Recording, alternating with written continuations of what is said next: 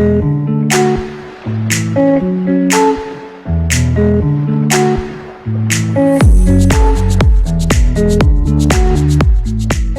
name is Lynne the brand. I am a digital strategist, I am a publicist, and I am a brand influencer.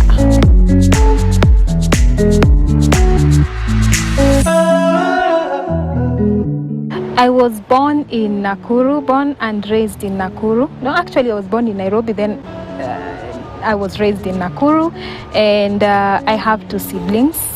I am the only girl, so I have 2 brothers. I am the firstborn in a family of 3, and we were raised by a single parent, my mom to be precise. Yeah, so my mom has raised us not since we were young. Actually, we were raised with both parents up until when I was in class 6. Then my parents separated, and then now my mom took over, and she was everything to us, to me and my brothers. I didn't have an easy kind of childhood. It was really tough because, being raised by a single parent and being the firstborn, now at some point I had to step in and be like, a parent. We are told that firstborns are deputy parents. So I had to step up and be a parent. At some point I had to start hustling early when I was still young because I really wanted to help my mom. I could see how she was really struggling. So I went to a school in Nakuru. Back then it was called Nakuru Nursery. Then I went to Langalanga Primary School. So that's where I schooled up until class 8. Then high school, I joined Afraha High School. It's in Nakuru still. After finishing high school, I joined college, not campus. I joined college. I went to further my studies. I was very passionate about fashion and design. So I went to study fashion and design. I studied fashion and design for a year, and then school fees challenges, I dropped out. And now I started hustling now. Well, growing up, I was a very good child. I was a very obedient child, and surprisingly, I used to take a lot of beatings in place of my brothers. I'm the firstborn. So anytime anything happens, even if it's not me who has done it, I have to be answerable, I have to be accountable. So most of the times I used to get a lot of beatings from my mom. My mom is a teacher, so she knows how to discipline children well. So I used to get a lot of beatings in the place of my brothers. But I have never been sent away from school, apart from maybe when I'm sent away because of school fees. But because of, I don't know, being hard-headed or something, I have never been chased out of school. I have never been, I think one, I wouldn't say disadvantage or something, but one thing that I had while I was growing up, I'm a very calm person, but whenever someone crosses my line, it gets worse. So there was at some point in my life when I was a child, someone did something against, she said something against my family, because we are being raised by a single parent, and it really offended me. And that was the first, I think, and the last time that I really fought. I didn't fight actually. Nilimpiga, by the way. So that was the first time. I have never been in such an incident in my entire life, and it has never repeated itself again. My first job, the first ever job that I got, in as far as now helping my mom is concerned, was a popcorn vendor. So I was just like a small girl, standing beside the popcorn machine, preparing the popcorn, selling them. Back then it was 10 shillings. So, and it was really tough. I was being paid 2,000 per month. That was like my salary, monthly salary. And sometimes it came, sometimes it's not there. Sometimes you've worked for like 3 months, you have not seen even a single coin. And back at home, things are tough. So you are looking at this 2,000, you're saying at least you have something small, you can chip in, you can give your mom either the entire 2,000 or maybe 1,500, so that she can add on top of what she has and help her pay the rent. But now you've worked for 3 months and that 2,000 is not even there. You've not been paid for 3 months. And here you are, you wanted to help your mom, your house is being closed. It was really tough. And then being the firstborn, again, you see, you feel like at some point you're really failing. It's like you're failing your parents because you really wanted to help, but you can't do anything at that point. So you feel like you're failing your parent, you feel like you're failing your siblings who are looking up to you. So it wasn't easy. I have done, I sold popcorns up to a certain point. Then I started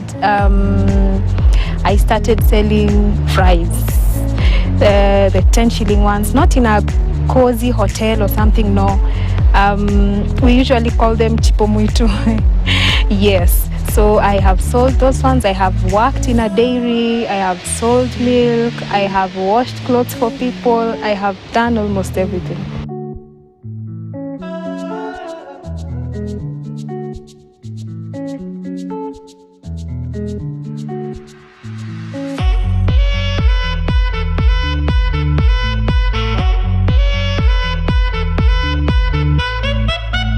So at some point in my life, I felt like things were really not working out for me back at home, that is in Nakuru. And I felt like my life was stagnant. I felt like things were not moving. I felt like, there was no money. And I really wanted a change of environment. I wanted to try and maybe move out, go to another town or something and just try. At the end of the day, what I really wanted was to help my mom. So it reached a point and, one day I just woke up and I told my mom, you know what, things are not working. Things are not working for me in this town. So I want to step out. I want to go and try to hustle in some other place. And my mom was like, where? How are you going to survive? How are you going to? And I just told her, I'll survive. I have to go and try. If it fails, then I'll come back home. But we can't continue sitting here looking at each other. My siblings are there. You literally need my help. So when I made that decision, I didn't have like a place I was coming to. I decided to come to Nairobi now. And I didn't have a specific place that I could say, I am leaving Nairobi, I am leaving Nakuru, I have found a job in Nairobi, so I am so sure I'm going to, I was coming to Nairobi to start from I don't know where. I had no idea. So I came. When I told my mom that, she called an aunt of mine who used to stay in Nairobi and talked to her and requested her to, help me out because I'm coming to Nairobi and I have no place to stay and so on. So I came to Nairobi and I started staying at my aunt's place. So when I was in Nairobi, I was tammacking, I didn't have a job. So I just, started tammacking, looking for any kind of job, as long as it's a decent job that will give me any form of income. So luckily enough, I got a job in a supermarket. Then before that particular day that I got the job in the supermarket, when I went back home now to my aunt's place, my aunt didn't know that I already had a job or something. So she was her and her kids, they were used to, me leaving the house in the morning, coming in the evening, I have nothing to offer, I have nothing to give them. So that day, when I went back to my aunt's place, I found, my clothes outside. So she had put everything outside and apparently my time to live with them had expired according to her. And she didn't tell me herself, so the smallest kid was the one that, peeped through the window and she was telling me, Mama amesema time yako ya kuishi huku imeisha, So I'm there. I'm still new in a new city. I have not made friends yet. So I don't know where I'll go. It's evening. It was around 7 p.m. I'm a girl. I don't know what to do next. So I just there and started crying, and a good neighbor, saw me, took me in, and she wanted to know what was up. So I talked to her, I told her everything, and she was like, you don't have anyone? I was like, I don't have anyone, and I have a job. I'm supposed to start tomorrow, but I don't even know now where to go from this. And it was a total stranger. So from that, she connected me with a cousin of hers who the neighbor was married and she had a family, so she connected me with a cousin of hers who was living by herself, and she was like, please help her out. And that's how I started living now with a total stranger again. And the one that had thrown me out is my relative, so a total stranger now came through for me. And while living with her, now I started my supermarket job, and I worked up until when I was working in the supermarket, I realized I had so much passion. I was so passionate when it came to online things. I used to find myself online most of the time. I'm just in Facebook. I'm doing at that time I didn't even have a Twitter account or an Instagram account. It was just Facebook.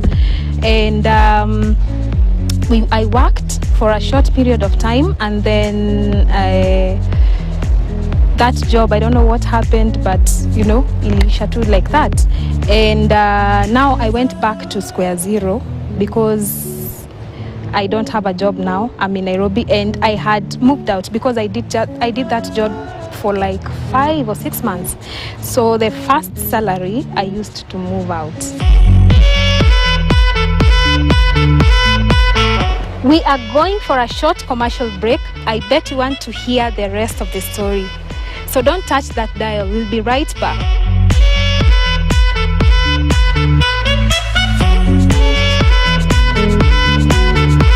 I'm in Nairobi. I'm in my own space. I'm in my own house. I need to pay rent, and I don't have a job, but I was still passionate about the online thing. So I started now tamaking again to try and look for something to do, something that will enable me to get something small and pay for my rent. And I really tamaked, but at some point the landlord was he wasn't patient enough, so he just decided to throw the girl out. I used to sleep in the streets, literally. I started now looking for work, and I started now going from house to house to ask if I can wash clothes for people and all of that. And at that time I had a phone, and a mobile phone. It was called itel. I had an itel mobile phone. It was very old though, but it was very helpful, and it was the one that I could use to go with it online and just post things. I was very passionate, and that's now where Lynne the brand started from. And I used to really share. I used to share people's things. I used to share. If I see someone has an event, I am there sharing. If I see an artist, and these are artists who I used to watch on TV. We have no connection, we have no contact whatsoever, but I just wanted to push myself so hard, so that at least someone out there could notice my handle, my name. I remember at some point Laura Karura had an event. She had an album launch. Actually, it was her first ever album launched, and I really pushed that event. And she didn't know me, nobody knew me, but people were wondering, who is this? Who is this that has been pushing this event so much? We don't have her in our team. We don't know who she is. They were just seeing, a handle. And they started noticing me, and that is what I really wanted. I wanted people to notice my handle. And one day I remember I had made friends from my previous work, from the previous job. So a friend of mine told me to take her to a certain event somewhere. And when we went to that event, surprisingly, she was friends with the back then Extiandela. So she introduced me to Extian. Hi, this is my friend. She's called Lynne. Extian is like, I have seen her name. I have seen your name on social media several times. And you're doing an amazing job, but I don't know if you know that what you're doing can help you make money. And I was like, hey, I'm not so sure. How can I go about it? And KTN was the one that gave me my first assignment. He asked if I'm on Twitter. I said I'm not on Twitter. He asked if I'm on Instagram. I said I'm not on Instagram, I'm on Facebook only. And he was like, I'll give you an assignment, go and open a Twitter account, figure out how it works. Then try and get followers. And when you reach around 500 followers there, look for me. So me, I'm there. I don't know how to operate a Twitter account. I don't know where to start from. But I just, I made Google my friend. So I went and Googled how to open a Twitter account, what is Twitter and everything. And I opened the account. Everything that I learned through Google. So I was just, schooling myself through Google.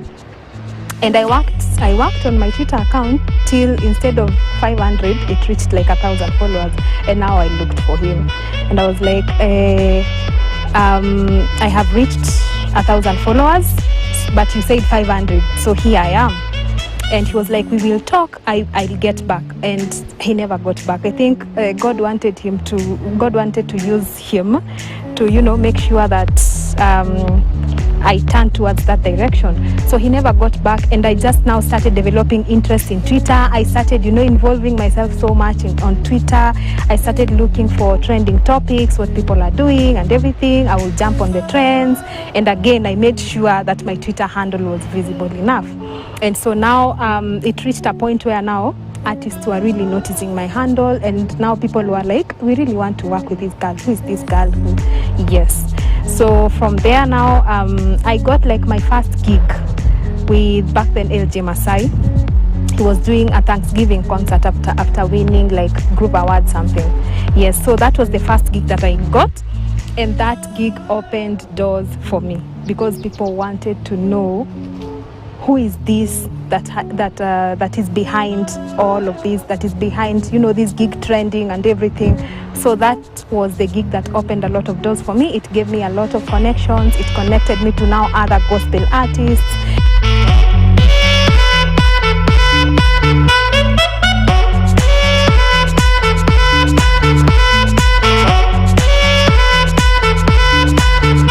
If Lynne is successful today, then, she must have a sponsor somewhere. She must have, I don't know who somewhere. She must have, And I remember I kept telling myself that I want to be an example. I want to be a true success story of a girl who has worked so hard and has not used any shortcuts. And I want to be an encouragement to ladies out there and just, let them know that you can work hard without doing fishy, funny things and still make it. So if you're a young lady out there and you're feeling like, all hope is lost, I'm just here to assure you that not all is lost. Keep pushing, keep working hard, pray and pray. And if there's anyone out there who is trying, to give you negative vibes or anything, lock those doors and just keep pushing. It is important for one to have a mentor. In any line of work, that it is very important. Why? Because a mentor is someone who has gone ahead of you in the field that you're in. A mentor is someone who knows so much. You see, back then, I didn't know much. I didn't know that I can do this to get this, I can do this to get this. And that's where the mentorship came in. If I were alone and if I were by myself and I say that I'm going to do everything, I am the alpha and omega of everything, of my life and everything, then I wouldn't be where I am today.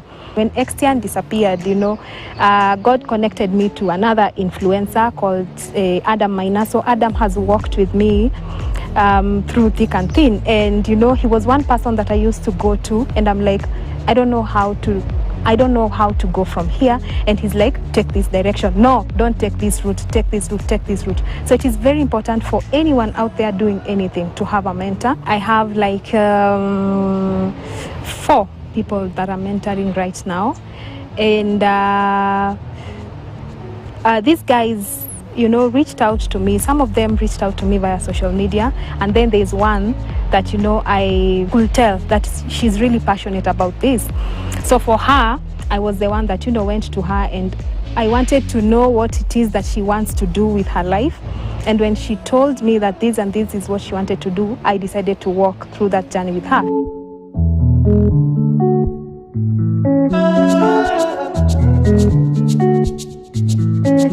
One thing I wish I was told before I started my career was to buckle up, because the industry that I was getting in was not an easy kind of industry, especially for girls.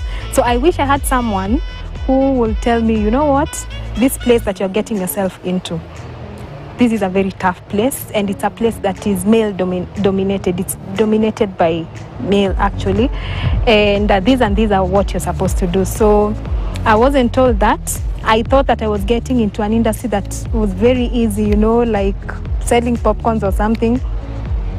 But I found myself in certain situations, and I was like, if only I knew that this was where I was coming to, then I would have prepared myself mentally.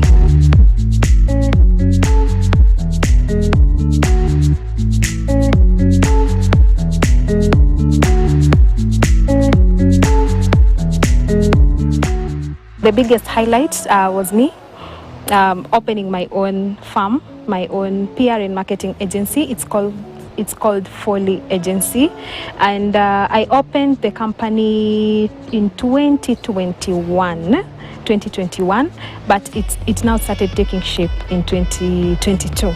Yes, and then the other biggest highlight was in 2021 still, when I was awarded by FEMA Awards. I was given an honorary award as the person who has contributed the most in the gospel industry, the person who has worked with artists, the person who has worked behind the scenes to build brands in the gospel scene. And then the third highlight, there are so many, I cannot finish all of them. I have like 15 highlights, but the third highlight is working with people I have never thought I would ever, work with, leave alone working with, even seeing them like face to face. These are people I used to see on televisions. These are people I used to, celebrities per se.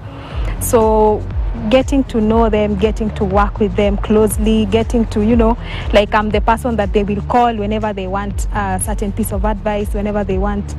That's a very big highlight for me. Yes. And the last one, last. I said I have so many highlights. Is my prayer in 2022. My prayer was, I was telling God that at least now He has made sure that I am doing well in the Kenyan industry, and I really wanted to spread my wings and start, working with people from outside Kenya. And now in 2023, the first month in January, I have my first client who is an international client. So that's a very big highlight for me. The biggest lesson, the one that has really worked for me, is consistency is key. Because I have really been consistent, even when times were tough, times were hard, everything was working against me. Even people that I thought, would stand by me, my pastor back then, I thought would stand by me, I have worked so hard. I have been very consistent despite the challenges, despite the odds, and for sure I am a testimony. I can attest to it that consistency pays. So that is the biggest lesson of all. Consistency pays.